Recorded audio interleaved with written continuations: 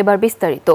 Doctor Mohammad ইউনূসের নেতৃত্বে গঠিত অন্তর্বর্তী সরকারের শপথ গঠনকে বৈধ ঘোষণা করে হাইকোর্টের দেয়া আদেশের বিরুদ্ধে লিভ টু আপিল খারিজ করে দিলেন আপিল বিভাগ। রাষ্ট্রের সর্বোচ্চ আইন কর্মকর্তা জানান, আগামী সংসদেও এই সরকারকে বৈধতা দেওয়ার প্রয়োজন পড়বে না। আইনজীবীরা জানালেন, গণঅভ্যুত্থানের ম্যান্ডেট নিয়ে গঠিত সরকারের বৈধতা নিয়ে প্রশ্ন তোলার কোনো সুযোগ নেই।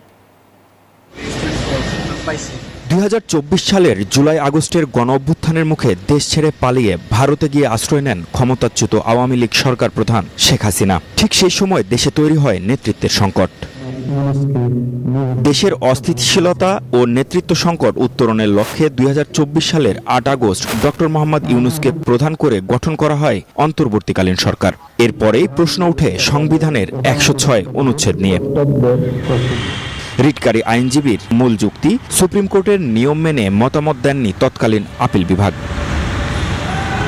দীর্ঘ আইনি লড়াই শেষে বৃহস্পতিবার সব প্রশ্নের উত্তর দিলেন দেশের সর্বোচ্চ আদালত। সংবিধান ও জনগণের ইচ্ছায় এ সরকার গঠিত হয়েছে। হাইকোর্টের এমন রায়ে একমত প্রকাশ করেন প্রধান বিচারপতির নেতৃত্বাধীন ৭ সদস্যের আপিল বিভাগ। বৈধতা চ্যালেঞ্জ করে করা হাইকোর্টের রায়ের বিরুদ্ধে লিভ টু আপিল খারিজও করে দেন আপিল বিভাগ। আজকে আপিল বিভাগ সর্বসম্মতিক্রমে বলেছেন তারা হাইকোর্টের রায়ের মধ্যে কোনো ভ্রান্তি, ভুল, বেআইনি কোনো কিছু পাননি। সুতরাং ওনার সিপিটা রিজেক্ট করেছেন।